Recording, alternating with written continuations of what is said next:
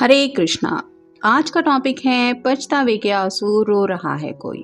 तो क्या हो रही है उस पर्सन के दिल की हालत, क्या है उनके दिल के जज्बात, ये जानने की कोशिश करेंगे आज के रीडिंग से। टैरो में से लेंगे कुछ कार्ड, साथ ही साथ देखेंगे ओरेकल मैसेजेस। तो शुरुआत करेंगे कार्ड शफल करके। इस चैनल पे आपको कभी मेरा रीडिंग सुनने को मिल सकता है और कभी मेरे भाई का। हम दोनों मिलके रेगुलर बेसिस पे यहाँ पे रीडिंग्स अपलोड करते रहते हैं।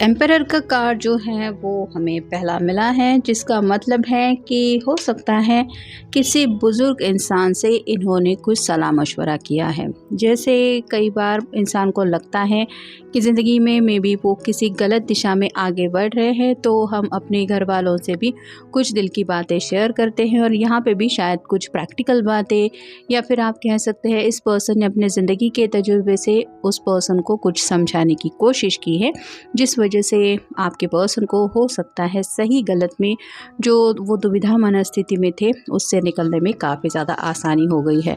किंग ऑफ कप्स का कार्ड बताता है वाटर साइन को, कैंसर, स्कॉर्पियो, पाइसेस। लोनलीनेस में काफ़ी ज़्यादा इस पर्सन ने वक्त बिताया है। किसी किसी के मन में यही चल रहा था कि मेरे पर्सन ने मेरी फीलिंग्स को हर्ट किया, उसने मेरे दिल को नहीं समझा। ऐसी भी कुछ बातें थी जिनको लेके काफ़ी ज़्यादा ये आइसोलेटेड मोड में थे।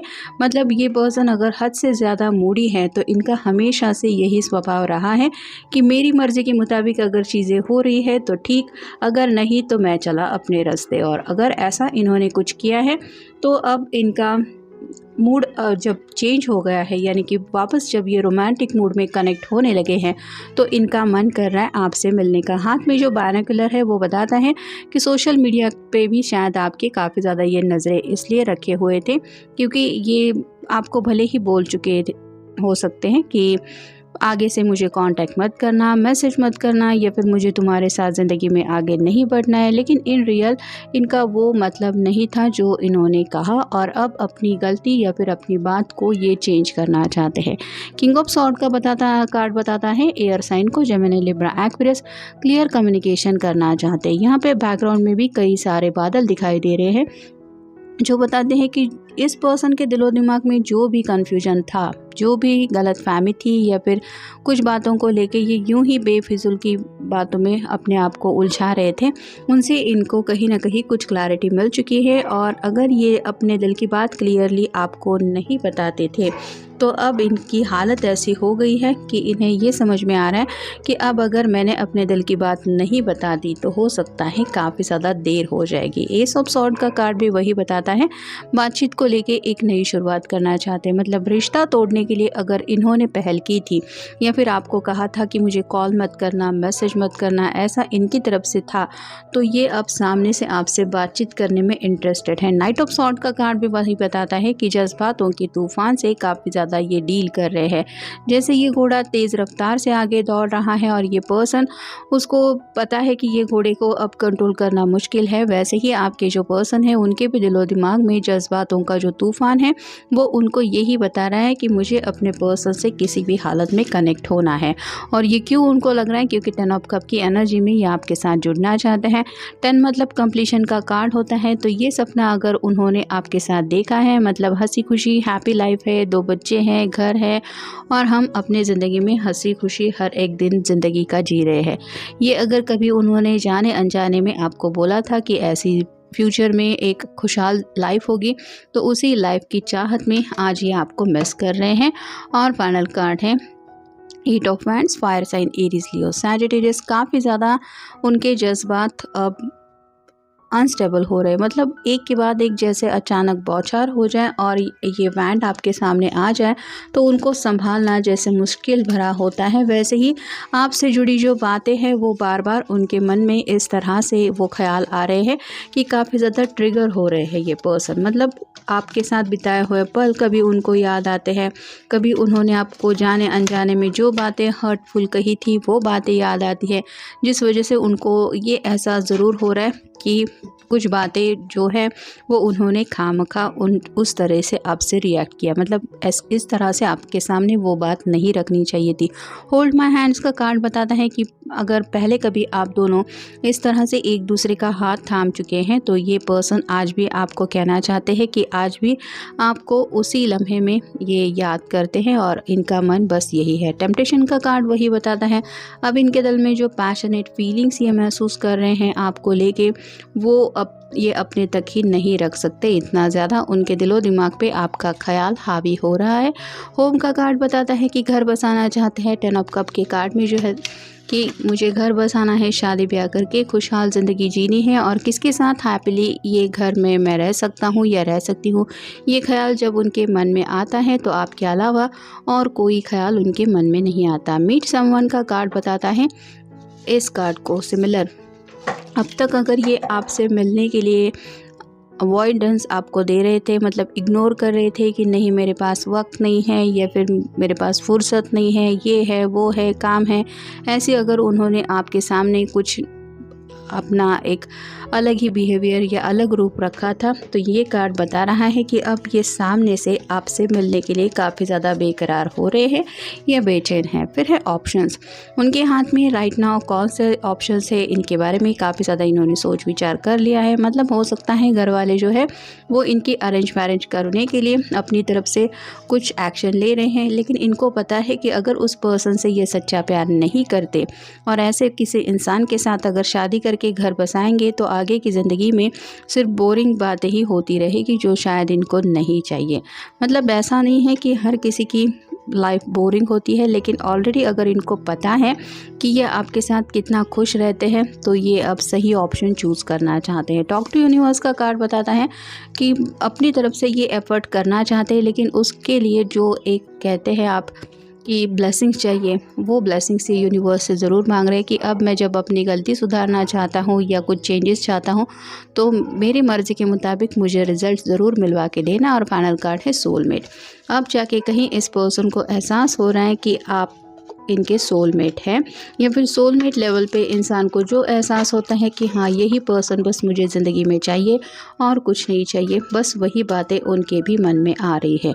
अ ईयर फ्रॉम नाउ, तो अगले 1 साल के बाद उनकी जो लाइफ होगी उस लाइफ के बारे में इन्होंने काफ़ी ज़्यादा सोच विचार कर लिया है और शायद इसी वजह से मे बी ये रियलिटी में आ गए हैं। उन्हें एहसास हो रहा है कि वक्त ऑलरेडी काफ़ी बीत चुका है और देखते देखते ये साल भी वैसे ही बीत जाएगा, अगला साल कब आएगा ये भी पता नहीं चलेगा। और ऐसे ही अगर ये आपसे दूर रहते रहते अपनी ही ज़िंदगी में खोए रहें तो फिर रिज़ल्ट जो मिलने वाला है वही मिलेगा। तो आने वाले फ्यूचर को लेके काफ़ी कुछ प्लानिंग इनके मन में चल रही है।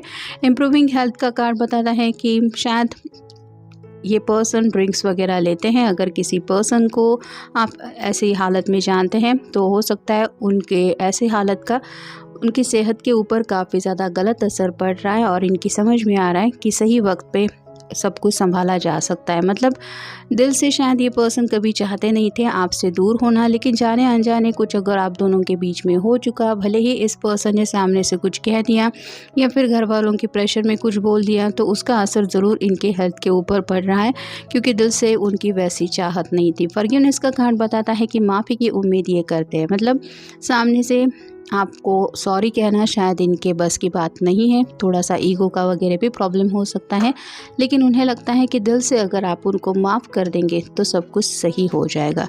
रिकंसिडर यानी कि रीथिंकिंग काफ़ी ज़्यादा उन्होंने की है, आने वाले फ्यूचर को लेके भी काफ़ी कुछ सोच के रखा है, और शायद आपको यही बताना चाहते हैं कि जो भी फ़ैसला तुमने लिया है एक बार फिर से सोच लो मेरी खातिर। तो उन्हें पूरा यकीन है कि अगर ये सब बातें वो सामने से आपको कहेंगे, तो ऑलरेडी अगर आपने फ़ैसला ले लिया है कि चलो ठीक है आगे से नहीं मिलेंगे या फिर बातें नहीं करेंगे, तो दोबारा आपके फ़ैसले में कुछ चेंजेस हो सकते हैं। नो का कार्ड बताता है कि मे बी ये पर्सन ही है जिन्होंने सामने से इस रिश्ते में आपके साथ आगे बढ़ने के लिए मना किया था, और उनको अब यही डर सता रहा है कि अब अगर ये आपको पूछेंगे कि क्या तुम मुझे एक सेकंड चांस देना चाहोगे या चाहोगी, तो शायद आपका जवाब नो होगा, और ऐसा अगर आपकी तरफ से आंसर मिला तो उन्हें लगता है वो बर्दाश्त नहीं कर पाएंगे। There is something better.